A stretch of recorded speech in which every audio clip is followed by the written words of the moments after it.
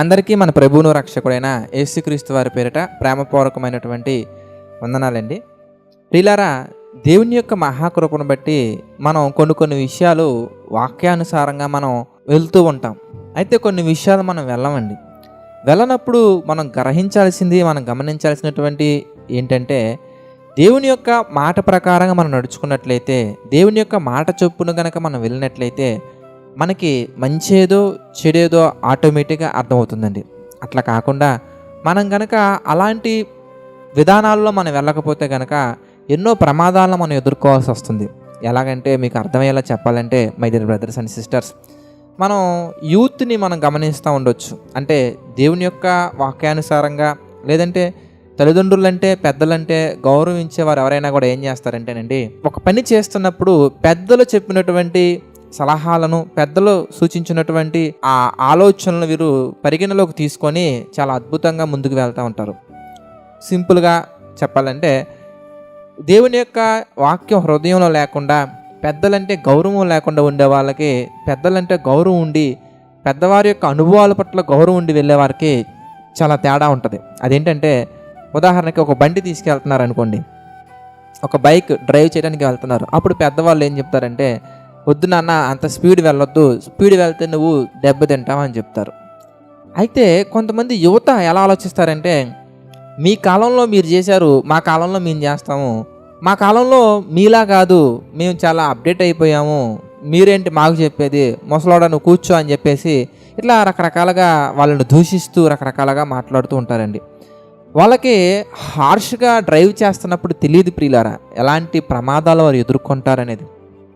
ప్రమాదాలు ఎదుర్కొంటారని పెద్దవారు తెలియజేసినప్పుడు మనం ఆలోచించి, వివేచన కలిగి దాన్ని మనం పరిగణలోకి తీసుకొని వారి మాటను మనం గౌరవించి ముందుకు వెళ్ళాలి. కానీ మన ఇష్ట ప్రకారంగా మనం వెళ్ళామంటే, ఒక బండి యాక్సిడెంట్ అయిన తర్వాత, కాలో చెయ్యో విరిగిన తర్వాత, లేదా తలకేదో ప్రమాదం జరిగిన తర్వాత అప్పుడు అరే మా తాతగారి మాట వినుంటే బాగుండేదే, మా నాన్నగారి మాట వినుంటే బాగుండేదే, మా అన్నయ్య మాట వినుంటే బాగుండేదే, వారి మాట వినుంటే బాగుండేదే అని మనం బాధపడతామండి. అంటే బండి స్పీడ్గా డ్రైవ్ చేయకూడదు అనే ఆ పాయింట్ అనేది నీ హృదయానికి తాకటానికి అనుభవం కావాలా? అంటే వెళ్ళి ప్రమాదానికి గురయ్యి దెబ్బతిన్న తర్వాత ఇంకెప్పుడు నేను ఇలా చేయకూడదు అని తెలుసుకోవటం వేరండి. ఇంత పెద్ద ప్రమాదం జరగకుండానే, మనీ వేస్ట్ అవ్వకుండానే, టైం వేస్ట్ అవ్వకుండానే పెద్దలు చెప్పినటువంటి మాట మనం వింటుంటే చాలా వండర్ఫుల్గా ఉండేవాళ్ళం అండి. ఇవన్నీ మనకి సేవ్ అయ్యాయి. ఇది మాత్రమే కాదండి, ఒక ఎగ్జామ్ విషయంలో కానీ, ఒక మ్యారేజ్ విషయంలో కానీ ఈ మధ్యకాలంలో మనం ఎక్కువగా గమనిస్తూ ఉండొచ్చండి. పెళ్ళికి ముందే ఈ డేటింగ్లని, లేదంటే పెళ్ళికి ముందే ఈ ప్రేమలని, పెళ్ళికి ముందు ఇవన్నీ కూడా ఏంటంటే, దేవుని యొక్క చిత్త ప్రకారంగా నడుచుకునే సేవకులు చెప్తూ ఉంటారు పెద్దవారుగా, వద్దు నాన్న ఇలాంటివి చేయకూడదు. బైబిల్లో ఉన్నటువంటి మాటల ప్రకారంగా వాళ్ళని ఖండించి, గద్దించి, హెచ్చరించి, బుద్ధి చెప్పి వాళ్ళని నడిపించే ప్రయత్నం చేస్తూ ఉంటారు. అప్పుడు సేవకుల పట్ల కొంతమంది యూత్ ప్రవర్తించే ఆ దురుస్థానం అనేది చాలా బాధాకరంగా ఉంటుందండి. తర్వాత వాళ్ళ పరిస్థితులు కూడా చాలా భయానకంగా కూడా మారిపోతాయి అనుకోండి, అది వేరే విషయం. అందుకే దేవుని యొక్క వాక్యం సెలవిస్తుంది ప్రియులారా, తిమోతికి రాసినటువంటి 2వ పత్రిక 2వ అధ్యాయము 7వ వచనం కనుక మనం గమనించగలిగినట్లయితే, నేను చెప్పు మాటలు ఆలోచించుకొనుము. అంటే దేవుడు చెబుతున్నటువంటి మాటలను మనం ఆలోచించినట్లయితే ఏం జరుగుతుంది? ఇంతకీ అన్ని విషయముల యందు ప్రభువు నీకు వివేకమును అనుగ్రహించును. ఒకవేళ మనం గనక దేవుడు చెప్పినటువంటి మాటలను కనుక మనం ఆలోచించినట్లయితే దేవుడే మనకి అన్ని విషయాల పట్ల వివేకాన్ని ఇస్తారు. ఏమండి, ఎయిడ్స్ ఎంత ప్రమాదకరమైందో అని తెలుసుకోవటానికి మనం ఎయిడ్స్ తెచ్చుకోవాల్సిన అవసరం లేదండి.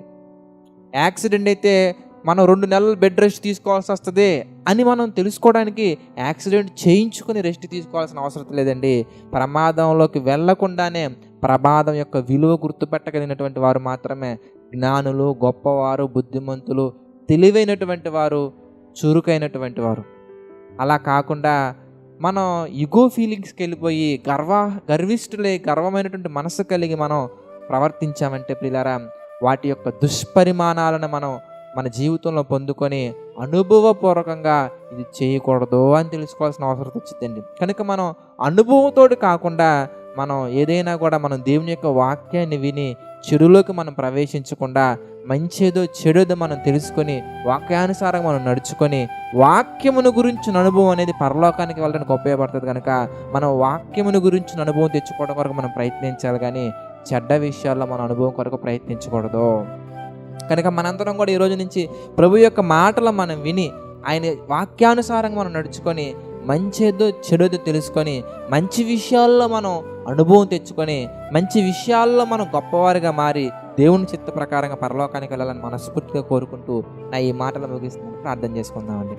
ప్రేమ నమ్మకం కలిగినటువంటి ప్రియమైన పరలోకపు తండ్రి, సకల ఆశీర్వాదములకు కారణభూతులైనటువంటి మా దేవ, పరిశుద్ధుడ, అనేకమైన విషయాలు మాకు తెలియజేస్తూ మీ చిత్త ప్రకారంగా నడిపిస్తున్నందుకు కృతజ్ఞతాస్థుతులు చెల్లించుకుంటున్నాము తండ్రి. మమ్మల్ని దీవించండి, ఆశీర్వదించండి, బలపరచండి తండ్రి. దేవా, ఈ డైలీ డివోషన్ మేకింగ్లో సహకారులుగా ఉన్నటువంటి ప్రతి ఒక్కరిని మీరు పేరు పేరున దీవించండి, ఆశీర్వదించండి తండ్రి.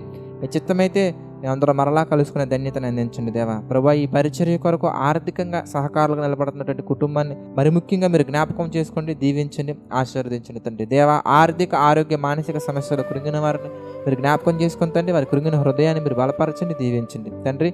నమ్మకంగా యథార్థంగా పరిచర్య చేస్తున్న ప్రతి సేవకులను వారి కుటుంబాలను మీరు దీవించండి తండ్రి. దేవా, సమస్త మహిమ, ఘనత, ప్రభావాలు మీకే చెల్లించుకుంటూ మా ప్రభువును రక్షకుడైన యేసుక్రీస్తు వారి పేరిట ఈ ప్రార్థన అడిగి వేడుకొనుచున్నాము తండ్రి. ఆమేన్. అందరికీ వందనాలండి. God bless you all.